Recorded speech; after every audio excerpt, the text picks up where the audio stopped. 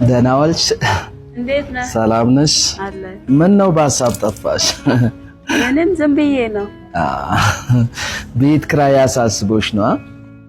አዎ ምን ታደርገዋለህ?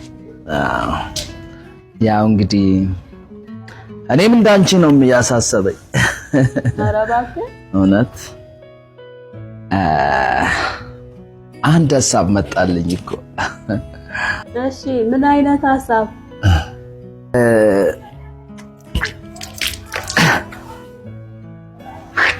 ሀሳቡም መሰለሽ እሺ እንግዲህ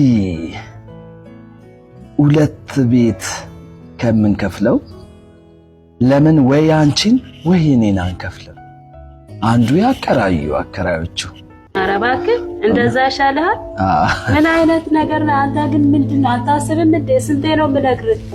ጓደኛ አለኝ ብዬ አልነገርኩህም? ሁለተኛ እንደዚህ አይነት ነገር አታውራልኝ። ምን አይነት ሰው ነው በእናታችሁ?